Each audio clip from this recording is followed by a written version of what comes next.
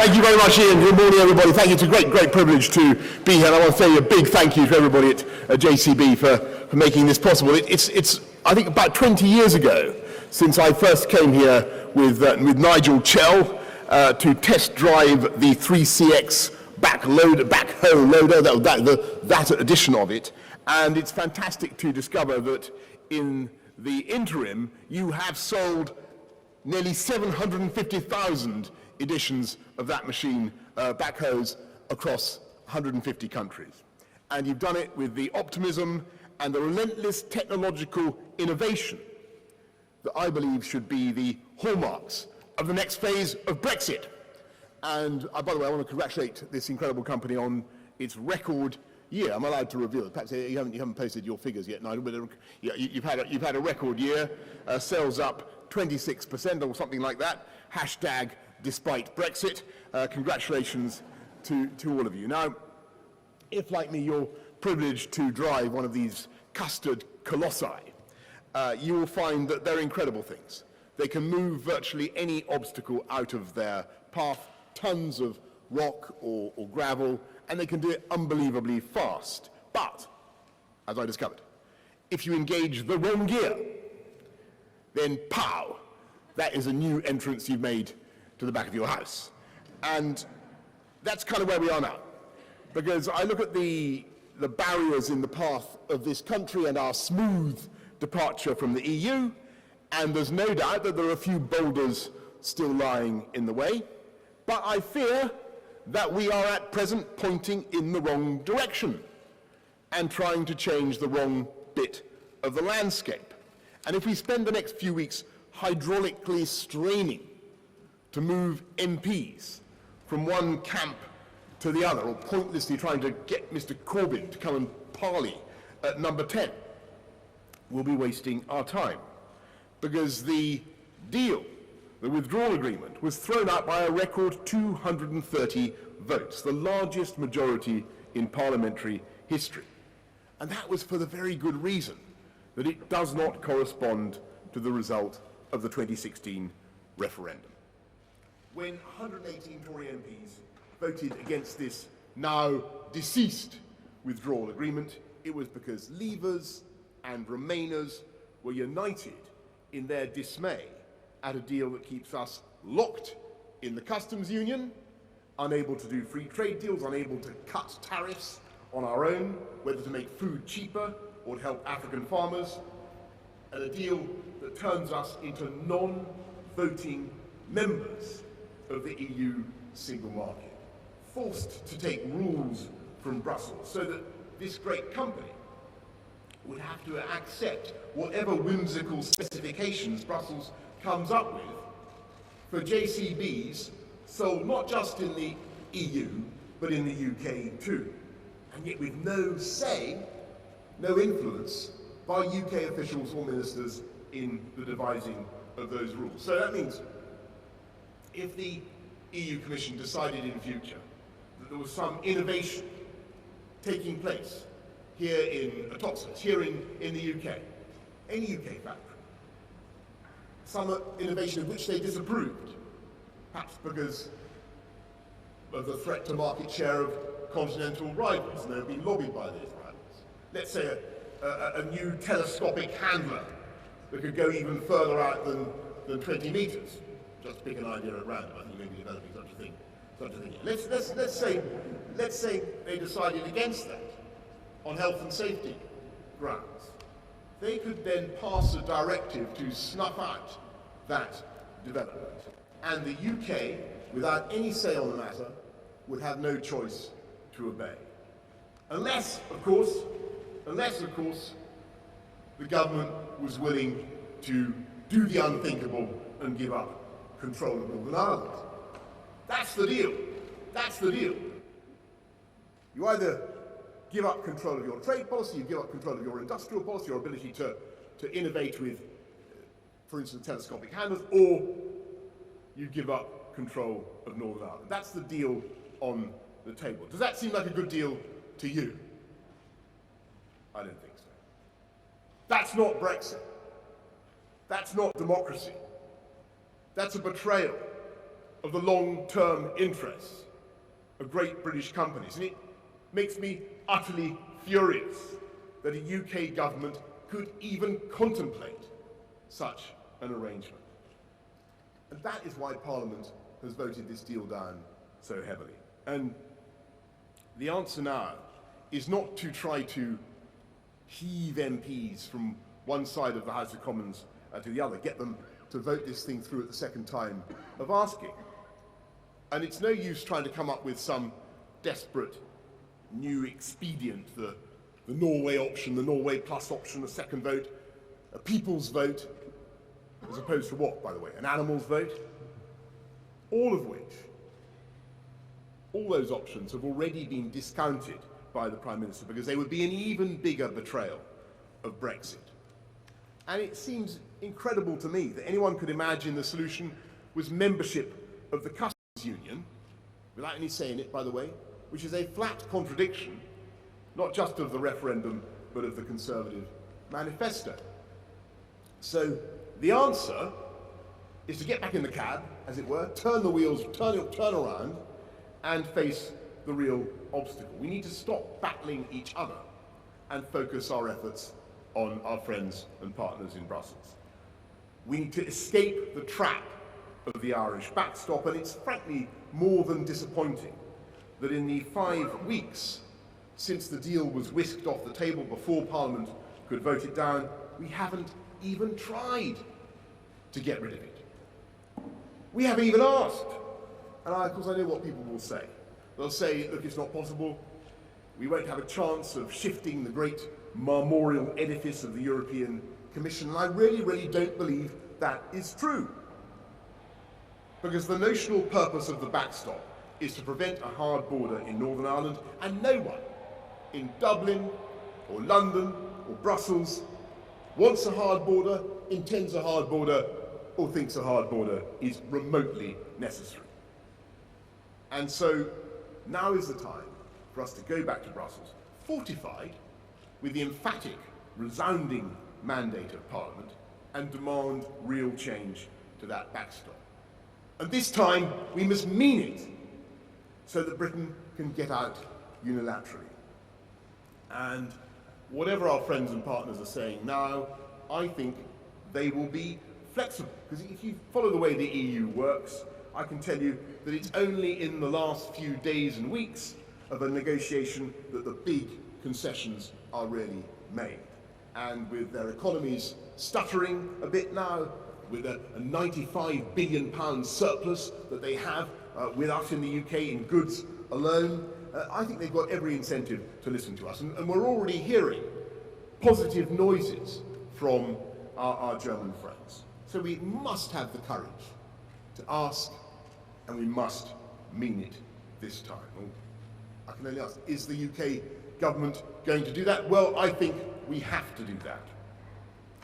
By law, on March the 29th, the UK must leave the EU. And the only way to extend or revoke Article 50 is with the approval of the EU and at the initiative of the UK government. And it would be shameful at this late stage to change that totemic date, March the 29th, the one fact to which the public has been able to cling with absolute certainty in this sea of political confusion. All this vacuous talk of extending Article 50 is dishonest, but of course it's also weakening our negotiating position once again. I think it would be absolutely preposterous if we were to find ourselves now obliged to pay yet more to recruit candidates for the next elections to the European Parliament, simply because we haven't got on with leaving the EU. And I think the public would have a strong and altogether justified impression of an elite conspiracy to thwart Brexit. To extend Article 50 now would do nothing but erode trust in politics. And as for the suggestion that Parliament might veto what some are now calling the risk of catastrophe of no deal, well, that entails the logical absurdity of trying to stop something from not happening. But in any rate, I think it's irrelevant, because I think overwhelmingly likely that we will get a deal, and a good deal. We just won't get this deal. We won't leave with this deal. And the best way forward now, as has been outlined by friends and colleagues on all sides of Parliament, and I think of the two former Brexit secretaries, DEXU secretaries, David Davis and Dominic Raab, everybody agrees with it, is basically to keep what's good in this agreement, especially the protections for the 3.2 million EU citizens in this country, and for the sake of clarity and compassion for their families, we should unilaterally put those commitments to them in statute now. We should agree on all sides there will be no hard border in Northern Ireland, but we should take the Irish backstop out and use the transition period with a mutual commitment to maintain the status quo, zero tariffs, zero quotas, zero regulatory checks, just as there are now. Use that period to negotiate a new free trade deal and a new partnership, not based on the backstop as is currently proposed, but on the Prime Minister's vision at Lancaster House of more than a year ago. And by the way, to put a tiger in the tank, to incentivise our friends, we should withhold at least half of that £39 billion until that deal is concluded. And this time, if we mean it, and if we are determined, and if we make it clear that this is our best and final offer, I would be utterly amazed if we can't get agreement on these terms. And even if the EU side was so obdurate and self-destructive as to turn us down and to insist on tariffs and checks, even if they decided to punish the UK, then the truth is that as we approach that deadline of the end of March, we're finding now that even in that eventuality, bureaucratic and logistical problems that had previously seemed insoluble are melting in the face of human creativity. And it's not just Jean-Marc Puissesseau, the chairman president of the ports of Calais-Boulogne, who has said recently that actually the trucks will continue to flow over the border just as they do today. Listen to what Eurotunnel are now saying, or indeed to the clarion call of the chairman of this company, Lord Bamford himself, who wrote last week that he relishes the prospect of a clean global Brexit and trading on WTO terms, as I've been discovering today, 78% of your exports already go out on those terms. Now look, I'm not going to pretend that there won't be challenges. I'm not going to pretend that there won't be changes that we have to deal with. Of course there will be. But I say to everybody who believes in the democratic freedoms of this country, we are more than up to it. We've got so far. We're nearly there, and we must not give up now. Because if we hold our nerve, I believe we can deliver not a pseudo-Brexit, a fake Brexit, in which we leave the EU but end up being run by the EU, but the Brexit people voted for, with all the potential advantages and opportunities. And if we get it right now, and we have some courage, we can forestall all the years of wrangling and uncertainty that I'm afraid will be the legacy of agreeing this deal. And we can stop going on miserably about the whole process of Brexit, which I think people have had enough of, and start talking about what Brexit can do for the people of this country and bring this country together. And the best way to unite this country is to actually to address the issues that drove us to leave. And yes, it was about democracy, and it was about a desire to run ourselves. I remember the campaign, a feeling that the project of political union, EU political union, was not right for the UK. But that vote was also triggered by a feeling that in some ways the people of this country had been drifting too far apart from each other. And there are areas where we needed to come together. And we all know the story of what's been happening to boardroom pay over the last 25 years, the huge expansion in the gap between the remuneration of FTSE 100 chiefs, the average workers in their firms. We know the way big corporations have held wages down, some of them, as they've had access to very, very big pools of labour from other countries. Now look, I want you to know, I'm a free market capitalist. And I'm a believer in the benefits of migration, by the way. I think it enriches our country, it brings talent, and it's a tribute to Britain that people want to come here. But I think there's got to be a balance. And if an influx of labour is being used not only to prevent an investment in capital equipment, but also in skills and in the prospects of young people, then we need to think carefully about how we control immigration. And if, as it now seems, a tightening in the labour market is actually resulting in a rise in take-home pay, then, which seems to have happened since the vote, then I say that is good news.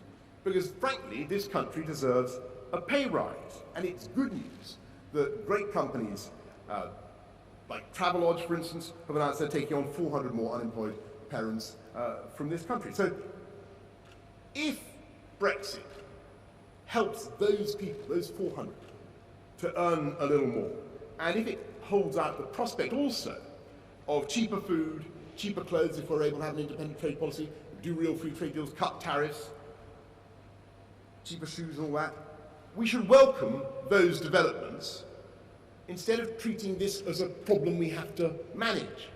And instead of kowtowing to Brussels and keeping ourselves tied to the EU apron strings, we'd be thinking of all the ways we can use this historic moment to make our country more productive and more dynamic. Because if we want the people of Britain to have a pay rise, and I do, then we can't expect to do it just by controlling immigration. That wouldn't be right. We have to address all the causes of the productivity gap between us. I mean, this is an amazingly productive company, but I'm afraid there is a productivity gap between the UK and our main European competitors, being France, Germany, and Italy.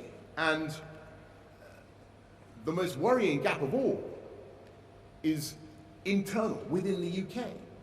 And I'm afraid it's between London and other countries and regions. And if you look at the distribution of the Brexit vote, you look at who voted what where, it's clear that people felt the gap in their prospects and their attainments between London and the region. And they wanted something done about it. They wanted attention to be paid. And if we're going to respond to that and bring our nation together, that means investing in great public services. Of course, first and foremost, it means making our cities safer. And just a shot in parenthesis at the current mayor of London, who isn't doing nearly as good a job as the previous guy. Crime seems to have really got out of his control there. That's a fundamental duty of government. That's the basic function of government. Make our cities safer. Make our country safer. Better hospitals. Use that. There's money now going into the NHS. Fantastic. Put the money into the NHS. Better transport links. We need to build more housing, particularly in London and the South East, where it's in such where the prices are so out of control. And one thing you can do to help is to devolve fiscal power to cities, big cities, and the regions. And that should be our campaign. Take those local taxes, bundle them together, and give them to mayors and politicians to spend on their local priorities, so that they then have themselves an incentive to go for policies that deliver growth and opportunities. And we should use the process of Brexit to speed up the planning process, get things done. And by the way, we could create free ports around this country, and we should, because there are plenty of coastal areas that would benefit massively from free ports. 135 countries have such free ports around the world. The UK has none, and they offer the phenomenal attractions in terms of growth and investment. We should be going down that way. Now, a lot of it will cost money. I don't deny that. But the way to generate the cash that is necessary is to create the most dynamic economy possible. And you don't attack London and the South East. You don't bash the city, which is what I'm afraid the opposition would do. You don't bash London's 24% of the UK economy. It's the gateway, it's the motor. The answer is to create the most favourable tax environment in Europe, with no new taxes, no increases in tax. Tax has gone up quite high enough. No increases in taxes, and no one, rich or poor, to pay more than 50% of their income in tax. That's not because we want to create a tax haven for the rich, but because we want to stimulate the income we need to pay for this national programme of cohesion, bringing the country together. And I want to explain, finally, why this really matters to me so much, what I mean by cohesion and this sense of national unity. I'm not a nationalist, if by that you mean I'm a xenophobe or someone who deprecates other countries and cultures. Absolutely not, far from it. I'm called Boris, apart from anything else. My ancestors come from all over the place. I don't know, all those, anyway. Like a JCB, in fact, sourced, I believe, from around the world. I think that's what you told me. A lot of it. In fact, I'm probably even more cosmopolitan than a JCB. But I do believe that the idea of belonging to a nation or a group can be immensely powerful and positive. And I remember the moment when this country came together during the 2012 Olympics, and there were two strong feelings at work. There was a sense of joy at being able to welcome the world to the UK and to show off our capital, and that feeling was both globalist and internationalist, and it was great. But there was also a deep pride in our own country, because in the end, we were rooting for Team GB, and it was them that we wanted to win the gold medals, and they did, I'm glad to say, thank heavens. And we were doing it together. And there should be nothing embarrassing about that feeling. Because if people have that sense of belonging and of being part of the same team, then you will massively increase not just their sense of community and obligation to each other, but also their sense of what they can achieve. And if we can harness that spirit of teamwork and self-belief, then we can easily meet the challenge of Brexit. And indeed, I think if we can get it right, we can use this moment to reinforce our national optimism and self-confidence, because every study shows that people feel happiest and most successful when they have control over their lives. And it's that feeling of autonomy, doing something to feel something, running your own country, your own lives. That self-determination, which goes hand in hand with a sense of pride, which is ultimately what Brexit is all about.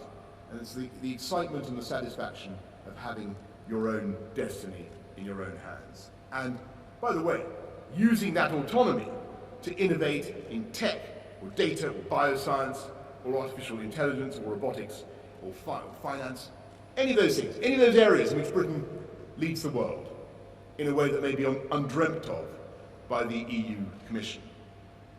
And this should be, and will be, the greatest place in the world in which to turn a wacky idea into a world beater. It was Joe Cyril Bamford who came up with the idea, as I've discovered just today, that you could have one machine that combined a backhoe and a front loader, right? Absolutely brilliant idea. In 1953, he came up with it, and the world is now populated with the descendants of that glorified tractor. And mutated, much more beautiful, incredible, stunning machines that they are. And their genes, as it were, are spreading across, it's not just 150 countries, it's almost 200 countries. Across the world, you're seeing JCBs in all their incarnations. And nothing and no one will stop their spread. And I congratulate you on what you're doing. But to maximize the opportunities ahead of us, we need that autonomy and we need that freedom.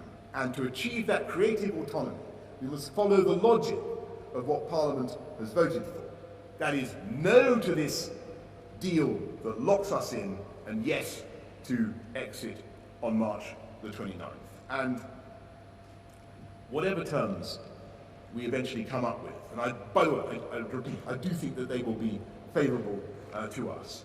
I confidently prophesy, unlike many of the gloomy predictions that you are hearing at the moment, I tell you that the people of this country will prosper and they will manage that change. And I tell you now, in conclusion, everybody here in the top, so here at JCB, whatever the doomsters may say about Britain after March the 29th, there will still be Mars bars made in this country. In fact, there will be no shortage of Mars bars. We will still have potable drinking water in Britain. There will still be drinking water. They say there will still be drinking water. The planes will fly.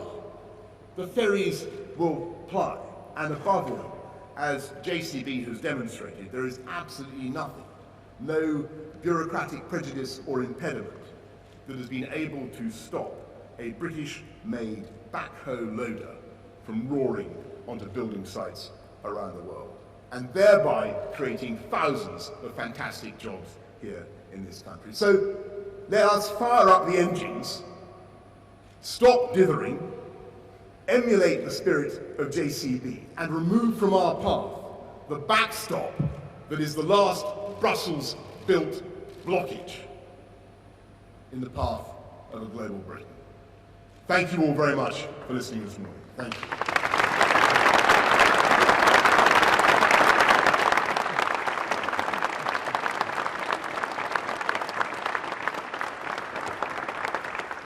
Thank you very much. I'm going to take some. John, do you want me to, I'll go to. Yes, Michael, and then Libby, and then Ben. Mr. Johnson, haven't you been all over the place on immigration in the last 5 years? 2013, you described yourself as the most pro-immigration politician in Britain. I think I said roughly the same just now. Anyway. In 2016, the referendum, you and your chum Dominic Cummings in the Vote Leave campaign suggested 80 million Turks would come to this country if we stayed in the EU, which was absurd then and is absurd now. Doesn't all of this show you'll say anything just to win an election, in this case, Conservative leadership election? Well, I didn't say anything about Turkey in the I didn't say anything about I didn't say anything about Turkey, and I think anybody who's followed my utterances over the last 20 years will know that I'm always been in the camp of those who defends and supports. Since I made no remarks, I can't. But you campaigned it. The Vote Leave campaigned it. I didn't make any remarks about Turkey. You were the leader of the Vote Leave campaign. You do me too much honour. I was happy to support Leave, and I did. I happen to think that immigration can be a wonderful thing for our country, but as I've said time and time again, it's got to be controlled. And people got to have the crucial thing is people got to have a sense of who's running it and who's managing it. And the difficulty with the current situation is that the control doesn't lie with UK politicians, it lies in Brussels. And I remember the absolute outrage of various other ministers around the table in Brussels when I used to go to the council there, and then being told by the EU Commission what numbers of immigrants they had to receive at a qualified majority vote. That's, I'm pro-immigration, as I say, I'm the beneficiary of immigration. My family descended from immigrants. It's a fantastic thing. But it should be a matter for national discretion, and people should understand who in their country is responsible. That was the point we were making, and that was why the slogan, which I certainly endorse and continue to support, "Take back control." That was what it was about. Libby. Libby Vigor, ITV News. Mr. Johnson, you're standing in front of a giant digger. Yeah. Wouldn't it be more appropriate if you were standing in front of a giant unicorn, suggesting that simply going back to Brussels and saying, get rid of the backstop, they are going to move on this, And isn't it a bit rich suggesting that Theresa May hasn't even tried to negotiate with Brussels when you abandoned the field of play when you resigned as Foreign Secretary? Okay, I mean, fair question. I think I tried to answer it in my speech. Actually, this is the moment, and I don't think we've gone in with sufficient drive and JCB-style gumption to get this. You left the cabinet. You haven't even tried. Oh, come on, I tried for about a year. I mean, I absolutely, anyway, this is all internal political. I did try very, very hard to get the right vision of leaving the European Union. And I think there were many people who followed those struggles will know that we had lots of ding-dong arguments. In the end, as people may remember, we had a meeting at Chequers in which I advocated what I think of as a global Brexit, giving us the opportunity to do real free trade deals, giving us the opportunity to allow companies to innovate in whatever way they choose within the bounds of UK law, getting on with all sorts of opportunities that otherwise wouldn't exist, and that was not successful. And within Cabinet. It wasn't on offer then. Why should it be on offer now? And what we need to do now is recognise that the route the government chose, the route the Prime Minister chose, just to answer your question, Libby, which was to say, let's stay effectively in the customs union, let's stay locked into the single market, let's have a situation in which the UK is basically governed by the EU, even though we're outside the EU. That approach has been rejected by Parliament by 432 votes to 232. And that is, so to 200 I should say. And that is an opportunity now for the government to recognise that she has a mandate, the Prime Minister. She can go back to Brussels, and she should go back to Brussels. And she should say that the British House of Commons does not accept the democratic consequences of the arrangement that you have imposed in the form of the backstop. It's got to come out. And if we mean it, and if we're determined, then I think we can achieve that. You weren't determined enough even to stay in the cabinet. How can you now I think I've answered that question. Thank you. Yes, Beth. Mr. Johnson, we're in a moment of national crisis, and here you are in front of a digger making a naked leadership pitch. Theresa May has won a confidence vote. Why don't you just get behind her and stop undermining her? Well, actually, what I'm offering is, you're quite right that the Prime Minister has won the confidence vote. That's terrific. I voted for her, of course. But in the leadership contest last year. But she has not succeeded, emphatically not succeeded, in getting her deal through Parliament. As I said just now, it's gone down by a majority of 230. That's unprecedented. It cannot come back. It is an ex-deal. What is needed now, and that's what I'm trying to do, is humbly and sincerely offer a way forward. We need to get through this. And we can only do it if we have conviction and determination, and we follow the logic of what Brexit was all about. And it's actually a massive opportunity. She needs to go back to Brussels and remove the backstop, or the most pernicious elements of the backstop, the way it locks us in, from the deal. And if she can do that, and if she really means it this time, then we can make progress. Just one more thing on that matter of supporting her. Would you back Theresa May as Tory leader if she does decide to call a snap election to break the impasse over Brexit? Would you support her? I think that most people in this country feel that they've had quite enough elections, and I certainly do. What they voted for was to leave the European Union and to take advantage of the opportunities of Brexit. That's what we should all be getting on and support. So you wouldn't support her?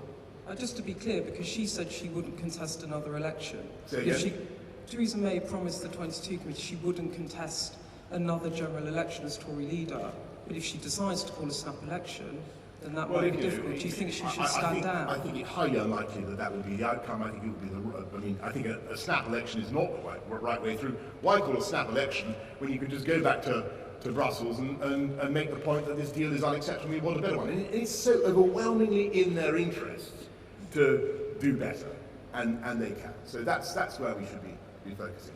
Yes. Peter Saul, BBC News. Mr Johnson, you've set out your opposition to many of the sort of potential options on the table here. Isn't it true, though, that the parliamentary arithmetic is against you? And even if you were, by some miracle, able to get rid of the backstop, surely a permanent customs union perhaps would be a more pragmatic way forward? Well, I have to say that I don't think there's any support. The last time I saw that a customs union debated in Parliament, it was voted down. And it was, as you will remember, it was something that was expressly ruled out, not just at the referendum, but at the general election, where everybody campaigned on a manifesto to come out of, or 82% of MPs campaigned on manifesto to come out of the customs union and the single market. So, you know, you can't now stay in the customs union. And it's not true that we've run out of options. As I said, there is a great way ahead. And what is needed now is simply to adjust the withdrawal agreement so as to take out that backstop and the way it restricts Britain's freedom. You wouldn't be able to get that through Parliament, would you? On the contrary, what Parliament has voted for is to come out of the EU on March the 29th. Everybody voted, or huge numbers of MPs voted, to trigger Article 50. That cannot be superseded except by another act of Parliament or another government-sponsored piece of legislation. And it's not going to be. The Prime Minister has clearly ruled it out. And as I said, I think rescinding Article 50 now and telling the British public, after all this hoo-ha, that we've abandoned the project of leaving the European Union would be so utterly pathetic that I do think it would not only cause widespread international dismay, but also it would reinforce people's view that there's some kind of plot going on at Westminster to stop this thing. Because people have voted for it, Parliament has voted for it, on March 29th it's going to happen. And that's what the Prime Minister said. If the Prime Minister were able to How many questions are you going to have? I don't mind. You keep going. Go on, all right. One if I might. Just if the Prime Minister were able to get this deal through on the back of Labour votes, could she stay in the job? Well, you know, if we had some ham and eggs we had in the egg,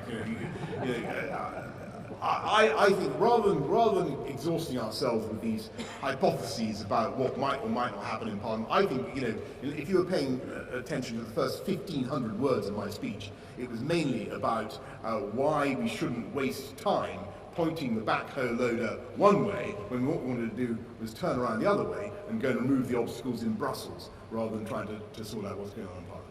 That was the thrust of what I was trying to say. Okay, and I'm going to... Sorry. Yes, sir. I'm going to come to others. Go on. Boris Johnson, Richard Vernal, Press Can Association. we do one question each, by the way, folks, just in the interest of because there might be members of the audience who might want to ask a question. I want to get it wrong. But I don't mind. JCB is a highly productive company. We are. You'll notice that the factory. The production line has been, the assembly line has been temporarily halted. Go on. It's all your fault, Boris. Go on. I just want to pick you up on something you said just a little while ago, when you said what we need now is humbly and sincerely to offer a way forward. You stood in front of the custard-coloured JCB, the production line's halted, and I know this isn't your constituency. Why not tell Prime Minister yourself rather than get everybody here and tell us, as it were?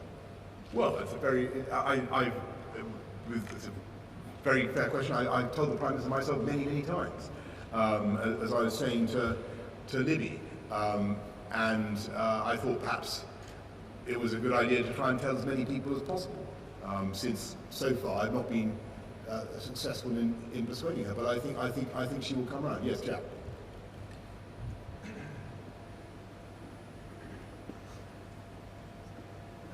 Mr Johnson, just to offer another hypothesis about what might happen in Parliament in the coming weeks.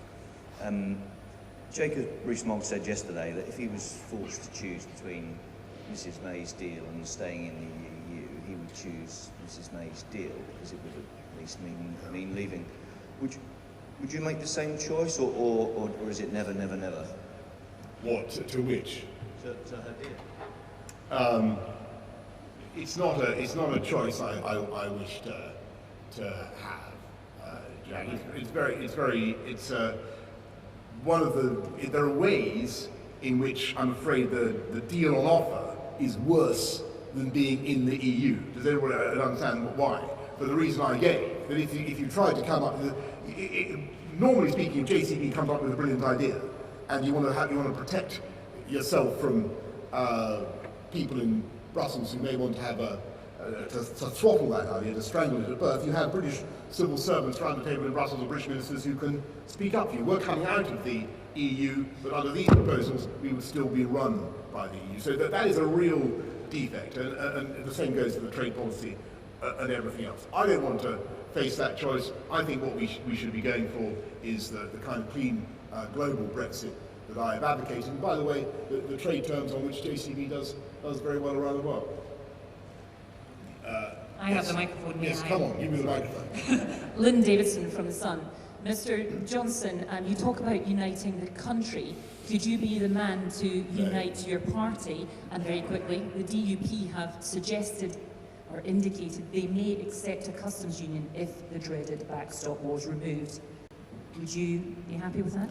Well, I'd have to see what the DUP have said. I saw a report about that. I think that the difficulty with staying in the customs union without any say in it is that you know, as I was saying to Jack Doyle, you're losing a lot of influence and you're not gaining very much. So I don't like that option at all. But I will study carefully what the DUP have to say. And on the first question, all I'm doing really, as I said, is trying to show a way forward. Yes. Mr Johnson, Henry Zephyr from The Times. Alan Duncan said this morning that you have recklessly divided the Conservative Party and created a historic crisis in the UK. He was your deputy as Foreign Secretary for 2 years and clearly doesn't think you're fit for a leadership role. Why should anyone here? Well, because what I'm, with great respect to Alan and anybody else, all I'm trying to do is bring people together on what I think is the most sensible way forward. And I genuinely think this is the answer. I think it's a great shame that we've gone down the wrong track, and there are various reasons why that happened after the referendum result. We had a moment when perhaps it could have gone right at Lancaster House. We had an election that didn't go entirely according to plan, and we are where we are. And I think, however, that we should be confident and we should be optimistic, and we can still get a great deal if we try and if we need it. Yes, sir. Dan Sarah from The Guardian. What happens if Parliament rules out the no deal? It seems to be a majority in Parliament against the no deal. Would that force you, if Theresa May can't get rid of the backstop, to support her? Because otherwise the option would be staying in the EU. Well, how do you rule out no deal except by having a deal? And it's a logically difficult thing to do. I think that there will be a deal. I think that, of course, we are Britain, the EU, run by highly intelligent, sensitive people who understand democracy and who respond to the needs of their constituents, and particularly businesses. And they are not going to want to exit with a bristling palisade of sharpened stakes in the form of tariffs on either side of the channel. That is not going to happen. Absolutely not. And so, when people talk about that kind of no deal, I just don't think it's remotely credible. What could happen is that you could have the kind of agreement that I described. You could have a standstill, you could have a period in which you agree to keep things frozen as they are now until such time as you've negotiated a free trade deal. And that is a very live possibility, and that's the way we should go. I think we've exhausted, that's it. Anybody else? Well, thank you very much, and thank you so much then for your attention. I thank you to all of you for coming on to JCB today. Thank you.